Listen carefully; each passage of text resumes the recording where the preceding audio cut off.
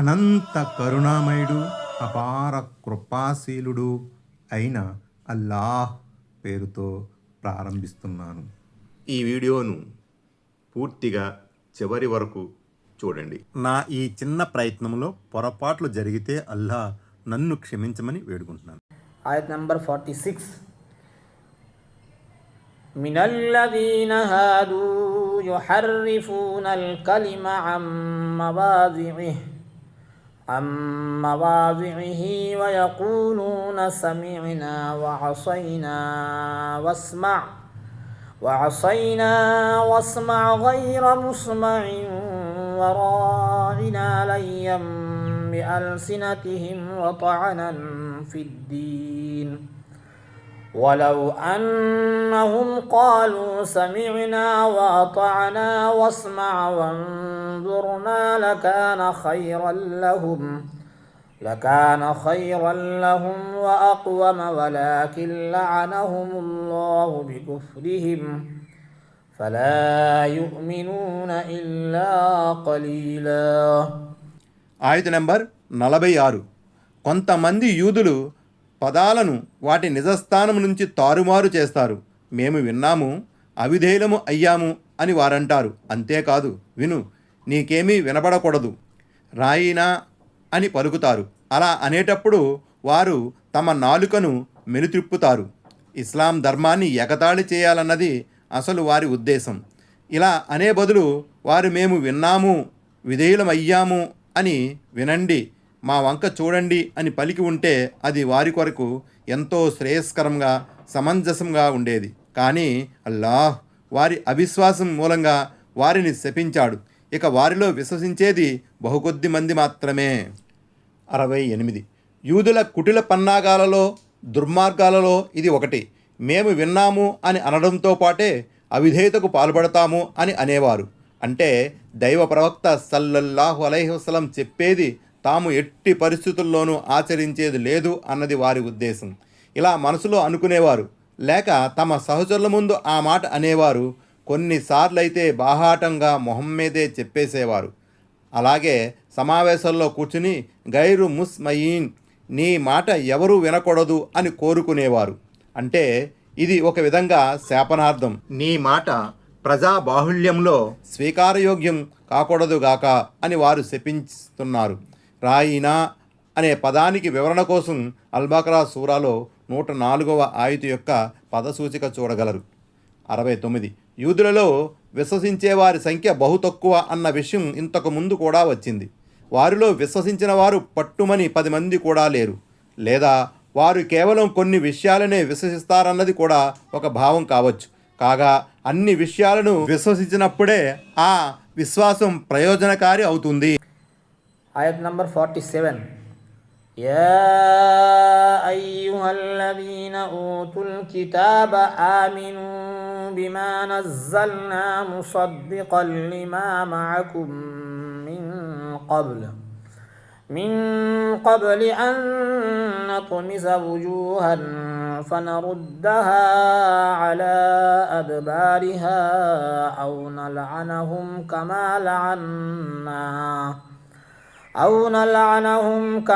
لعنا أصحاب السبت وكان أمر الله مفعولا. ఆయత్ నంబర్ 47. ఓ గ్రంథవహులారా, మేము అవతరింపజేసిన దానిని విశ్వసించండి, అది మీ వద్ద ఉన్న దానిని ధృవీకరిస్తుంది. మేము ముఖాలను వికృతం చేసి వీపు వైపుకు తిప్పకముందే, లేక శనివారం వాళ్ళని శపించినట్లుగా మేము వారిని శపించకముందే దీనిని, ఈ గ్రంథాన్ని విశ్వసించండి. అల్లాహ్ తలుసుకున్న పని ఇక అయిపోయినట్లే. 70. అంటే అల్లాహ్ గనక తలిస్తే మీ పాపాలకు గాను ఈ శిక్షను విధించగలడు. 71. ఈ గాథ అల్ అరాఫ్ సూరాలో రానున్నది. ఇంతకుముందు కూడా సూచాయిగా ప్రస్తావించబడింది. అంటే మీరు గనక దారికి రాకపోతే వారిలాగే మీరు శాపగ్రస్తులు కావచ్చు. 72. ఒకసారి ఆయన ఏదైనా విషయాన్ని ఆజ్ఞాపిస్తే ఇక దాన్ని ఆపేవారు గాని number 48. వ్యతిరేకించేవారు గాని ఉండరు. إن الله لا يغفر أن يشرك به ويغفر ما دون ذلك لمن يشاء ومن يشرك بالله فقد افترى إثما عظيما. ఆయత నంబర్ 48. తనకు భాగస్వామిగా మరొకరిని కల్పించడాన్ని షిర్కును అల్లాహ్ సుతరాము క్షమించడు. ఇది తప్ప ఆయన అల్లాహకు భాగస్వామ్యం కల్పించినవాడు ఘోర పాపంతో కూడిన కల్పన చేశాడు. 74. ముమ్మాటికి షిర్కు చాలా పెద్ద దుర్మార్గం అని వేరొక చోట సెలవీయబడింది సూరే లుక్మాన్. హదీసులో ఈ షిర్కు పాపాలన్నిటికీ పెద్దదిగా పేర్కొనబడింది అక్బరుల్ కబారి అష్షిర్కు బిల్లాహి. ఘోర పాపాలన్నిటిలోకెల్లా అతి ఘోర పాపం అల్లాహ్ దైవత్వంలో వేరొకరికి భాగస్వామ్యం కల్పించటం. آية نمبر 49. ألم تر إلى الذين يزكون أنفسهم بل الله يزكي من يشاء ولا يظلمون فتيلا. ఆయత నంబర్ 49. తాము పవిత్రులమని ఆత్మస్తుతి చేసుకునే వారిని నువ్వు చూడలేదా? యథార్థానికి అల్లా తాను కోరిన వారిని పవిత్రులుగా చేస్తాడు. ఎవరికీ ఒక చిన్న పీచు అంత అన్యాయం కూడా జరగదు. 55. తాము అల్లా కుమారులమని తమను అల్లా అమితంగా ప్రేమిస్తున్నాడని యూదులు తమ గురించి గొప్పలు చెప్పుకునేవారు. అయితే అల్లాహకు మాత్రమే ఆత్మశుద్ధి చేసే అధికారం ఉందని, ఎవరు నిజముగా పరిశుద్ధులయ్యారో కూడా ఆయనకే తెలుసని అల్లాహ్ ఈ వాక్యంలో విశదీకరించాడు. ఆయతులో ఫతీల్ అనే పదం వచ్చింది. ఖర్జూరపు విత్తనంపై ఉండే ఘాటులోని పీచును ఫతీల్ అంటారు. వారికి అంత చిన్న అన్యాయం కూడా జరగదని దాని భావం. آية نمبر 50. انظر كيف يفترون على الله الكذب وكفى به إثما مبينا. ఆయత నంబర్ 50. వారు అల్లాహకు ఎలాంటి అసత్యాలను ఆపాదిస్తున్నారో చూడు. స్పష్టమైన పాపం కావడానికి ఈ ఒక్క చేష్ట చాలు. 76. అంటే తమ పవిత్రత గురించి వారు గొప్పలు చెప్పుకొని అల్లాహకు అబద్ధాన్ని అంటగట్టారు. 77.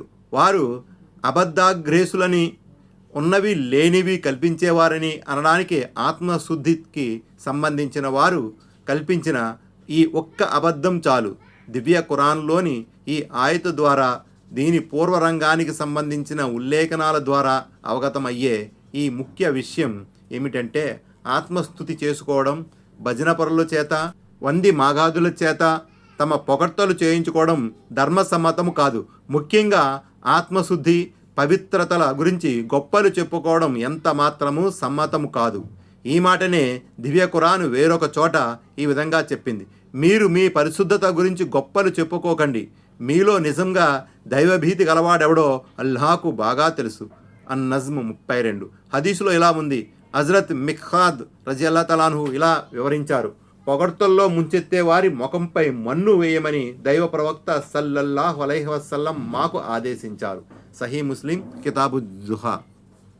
మరో హదీసులో ఇలా ఉంది: ఒక వ్యక్తి మరొక వ్యక్తిని అదే పనిగా ప్రశంసిస్తూ ఉండడం విని దైవ ప్రవక్త సల్లల్లాహు అలైహి వసల్లం, నీ పరిస్థితి కడు శోచనీయం, నువ్వు నీ స్నేహితుని మెడను నరికేశావు అని అన్నారు.